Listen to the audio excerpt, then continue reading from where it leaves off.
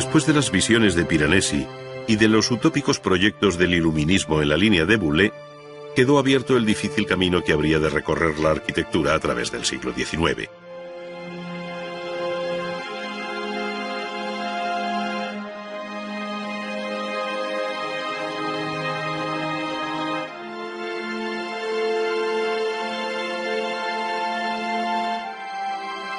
El neoclasicismo había cerrado la centuria anterior como el último gran estilo arquitectónico, basado en la rígida disciplina académica de los órdenes clásicos. Su imagen llegó a identificarse con el siglo de las luces, encontrándose vinculada a obras tan singulares como el Observatorio Astronómico de Madrid, obra de Juan de Villanueva.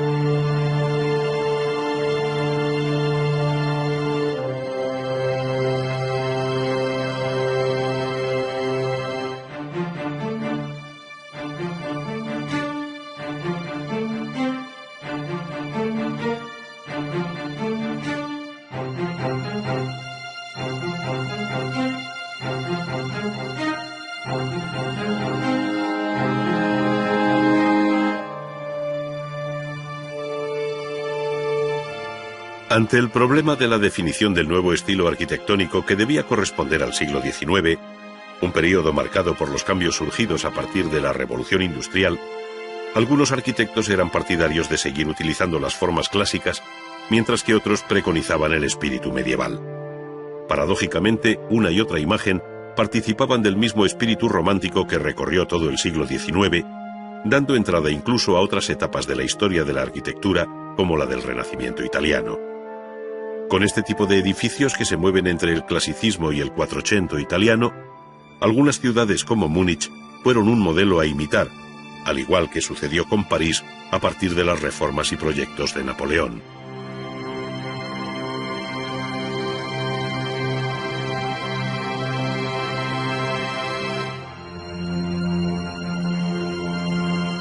Por otro lado, la última arquitectura neoclásica cobró tintes romanos o griegos, según conviniera,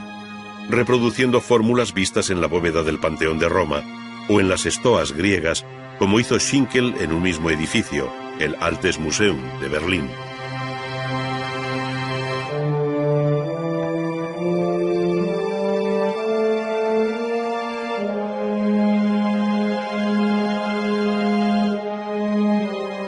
No obstante, el hecho de repetir miméticamente determinados capítulos de la historia de la arquitectura clásica, medieval o renacentista,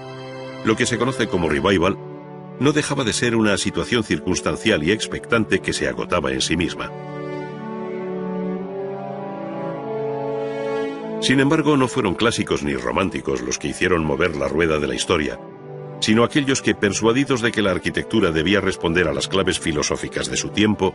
optaron por el eclecticismo, esto es, por la selección de aquellos aspectos útiles que la historia ofrecía, pero dispuestos con un nuevo orden, de modo que se adaptara a las necesidades de la sociedad del siglo XIX. De este modo, apoyándose en la historia pero sin repetirla, la arquitectura ecléctica ofrecía un concepto y una imagen absolutamente renovada, original, propia e inconfundible del siglo XIX, en la que hay tanto talento e interés como en cualquier otra etapa de la historia. Sirva de ejemplo el edificio de la Ópera de París, obra excepcional de Charles Garnier, que construido entre 1861 y 1875, resume todo el espíritu de una época. Su magnífica escalera de desarrollo imperial incorpora elegantes lámparas en bronce que iluminan nuestro paso hasta llegar a la planta noble. Allí, y en la crujía que corresponde a la fachada principal, se encuentra el Gran Foyer, espectacular sala que resume lo mejor del estilo del Segundo Imperio, digna sucesora de la Galería de Espejos de Versalles.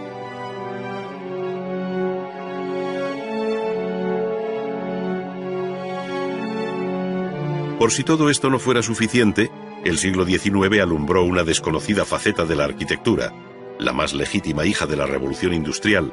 la que llamamos arquitectura del hierro.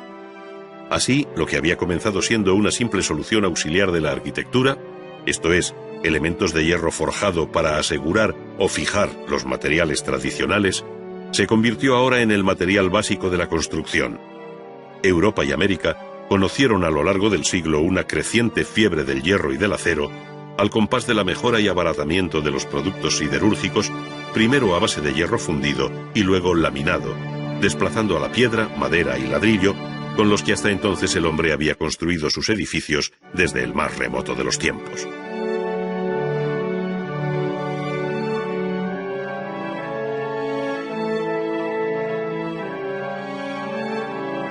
Esto no solo hizo variar los materiales de construcción, sino que posibilitó alcanzar metas nunca soñadas, permitiendo lanzar atrevidos puentes, cubrir espacios de una amplitud asombrosa o levantar los primeros rascacielos de la historia. El apurado cálculo de las nuevas estructuras metálicas, la economía y la ligereza de la construcción reforzó profesionalmente al ingeniero frente al arquitecto, al tiempo que en el campo de la creación se planteaba un serio debate entre el arte y la máquina.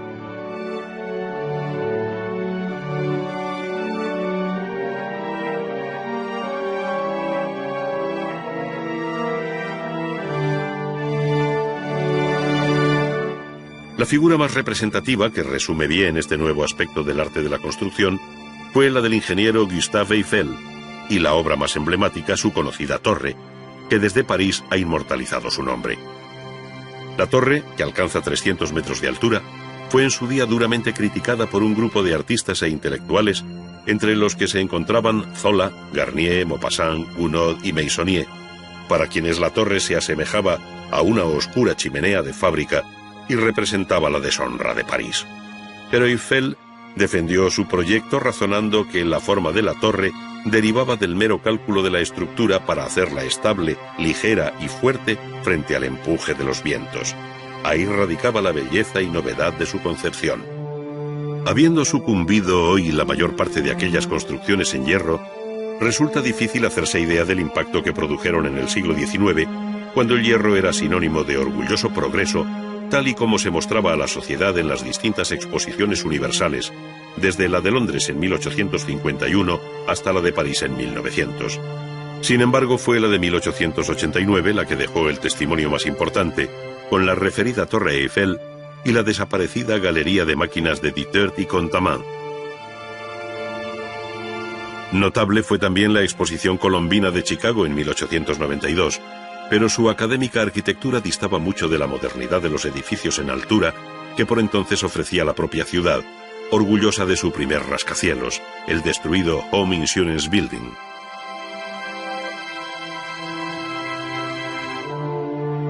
Si bien en otras muchas ciudades americanas se percibe la grandeza de aquellos edificios que acabaron teniendo mucho de mundana catedral, fue Chicago la pionera por el número y calidad de obras que llegó a levantar con estructura de acero. En los últimos 20 años del siglo XIX, arquitectos como Sullivan proyectaron obras memorables como el Guarantee Building, el Auditorio o los almacenes Carson, todos ellos en Chicago.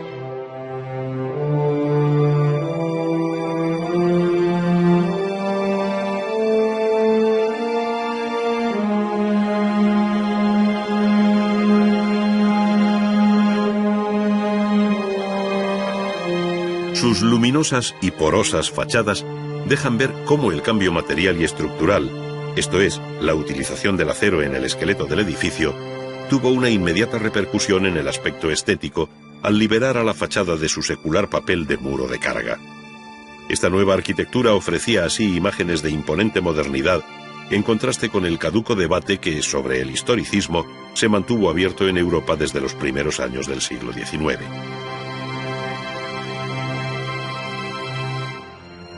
Durante esta centuria, la ciudad conoció igualmente cambios sustanciales, pues agotadas las posibilidades de los núcleos históricos, estos se renovaron al modo de París, o bien conocieron ordenados ensanches, como el de Barcelona debido a Ildefonso Cerdá.